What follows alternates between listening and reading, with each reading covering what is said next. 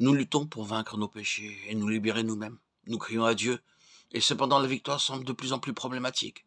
L'ennemi nous suggère ce n'est pas pour toi ou la délivrance n'existe pas. Arrivé à ce point d'amer désespoir et de ténèbres, l'Esprit de Dieu nous révèle que la délivrance doit venir d'une autre source et que la vie propre ne peut pas se vaincre elle-même, pas plus qu'elle ne peut vaincre le péché. L'Esprit de Dieu nous ramène alors au calvaire et projette sa lumière sur tout ce qui implique la mort du Seigneur, pour la délivrance de ceux qui se confient en lui. Il nous conduit à la parole de Dieu. Un seul est mort pour tous. Tous donc sont morts. 2 Corinthiens 5, 14.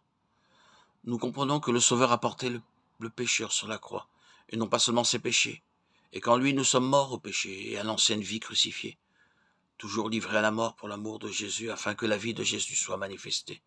2 Corinthiens 4, 11. Devenu une même plante avec lui par la conformité en sa mort, Romains 6, 5, comme étant mort avec lui, nous mettons un terme à nos efforts, nous laissons de côté nos propres œuvres, et nous entrons dans le repos, Hébreux 4, 10, affirmant dans une entière dépendance du Saint-Esprit. J'ai été crucifié avec Christ, Galates 2, 20. La vie de Dieu nous est désormais communiquée dans une plus grande mesure, et le Saint-Esprit nous révèle le Christ vivant, demeurant dans notre âme, et nous rendant capables de vivre selon lui, moment après moment. On pourrait dire que nous ne nous sentons pas encore capables qu'il en soit ainsi. Néanmoins, c'est le message du calvaire et de la résurrection de Christ. Et nous devons prendre cette position devant Dieu, par la foi en sa parole, avant de pouvoir en faire l'expérience pratique. Avons-nous été amenés par le Saint-Esprit à désespérer entièrement de nous-mêmes? Sommes-nous prêts à convenir qu'en nous, il n'habite point de bien, Romains 7, 18. Dans ce cas alors, nous pouvons en toute confiance regarder au calvaire une fois de plus et voir que le Sauveur nous a portés en lui-même sur la croix, en même temps que nos péchés, Romains 6, 3.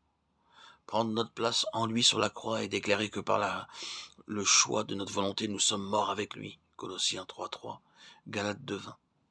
Dès lors, jour après jour, semaine après semaine, mois après mois, année après année, chaque fois qu'une trace de notre ancienne nature sera remise en lumière, la porter à la croix et reconnaître qu'elle a été crucifiée avec lui.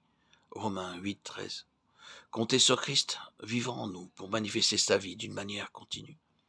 Si paisiblement nous nous appuyons ainsi sur la parole de Dieu, vous êtes morts, Colossiens 3, 3, et réclamons que la jouissance de séparation de la mort de Christ intervienne envers toute manifestation de l'ancienne vie adamique et envers les liens du péché qui nous retenaient autrefois.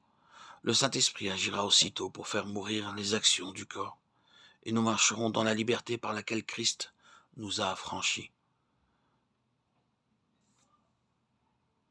Nous pourrons alors, par la parole de notre témoignage, proclamer que nous sommes crucifiés avec Christ et faire notre la victoire qu'il a remportée sur Satan à la croix, refusant de nous soumettre à son pouvoir diabolique.